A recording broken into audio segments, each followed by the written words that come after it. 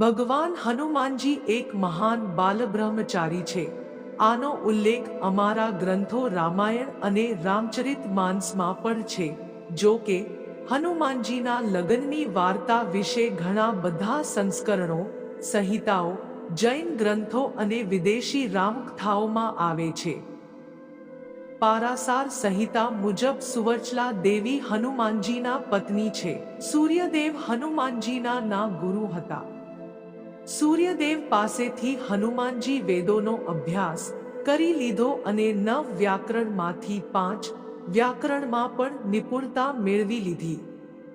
આજમાં બ્રહ્મચારી હોવાને કારણે હનુમાનજી બાકીની 4 વ્યાકરણનો અભ્યાસ કરવા માટે લાયક ન હતા, કારણ કે એના માટે ગૃહસ્થ હોવાનો જરૂરી હતો. સૂર્યદેવની એમની પત્ની કિરણથી ઉત્પન્ન એક દીકરી હતી જેનું નામ સુવર્ચલાદેવી હતું. એ પણ એક મહાન તપસ્વી અને બાલબ્રહ્મચારિણી હતી. સૂર્યદેવે હનુમાનજીને બાકીની વિદ્યાઓ માટે લગ્ન કરવાની સૂચના આપી. હનુમાનજીએ કીધું કે તે બાલબ્રહ્મચારી છે અને તે લગ્ન ના કરી શકે, પણ સાથે જ એમણે બાકીની વિદ્યાઓ પણ અર્જિત કરવી છે. સૂર્યદેવે પોતાની ગુરુદક્ષિણા તરીકે હનુમાનજીને પોતાની દીકરી સાથે લગ્ન કરવાનું કીધું. એમણે જણાવ્યું કે એમની દીકરી લગ્ન પછી તપસ્યામાં લીન થઈ જશે, એટલે એ બંનેનું બ્રહ્મચર્ય પણ ટકી જશે અને હનુમાનજી પણ બાકીની વિદ્યાઓ શીખી શકશે. એથી હનુમાનજીએ વિદ્યા ગ્રહણ કરવા માટે લગ્ન કર્યું હતું. લગ્ન પછી સુવર્ચલાદેવી તપસ્યામાં લીન થઈ ગયા અને હનુમાનજીએ બધી વિદ્યાઓ શીખી લીધી.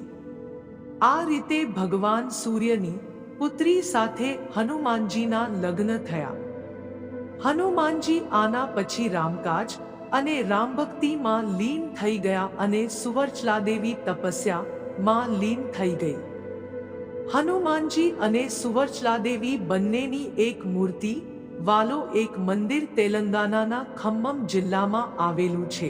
અન્ય જૈન ગ્રંથો અને વિદેશી રામકથાઓમાં હનુમાનજીના લગ્નની જુદી જુદી વાર્તાઓ છે, પણ તે હિન્દુ સનાતન ધર્મમાં ક્યાંય મેલ ખાતી નથી. હનુમાનજીના એક પુત્રની પણ માન્યતા છે. એક માછલી મત્સ્યા હનુમાનજીના પરસેવાના ટીપાથી ગર્ભિત થઈ હતી જ્યારે તે સમુદ્રમાં સ્નાન કરતા હતા.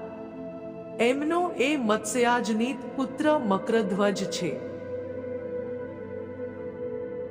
હનુમાનજીનો મકરધ્વજ સાથે એક મંદિર ગુજરાતમાં બેટ દ્વારકામાં આવેલું છે.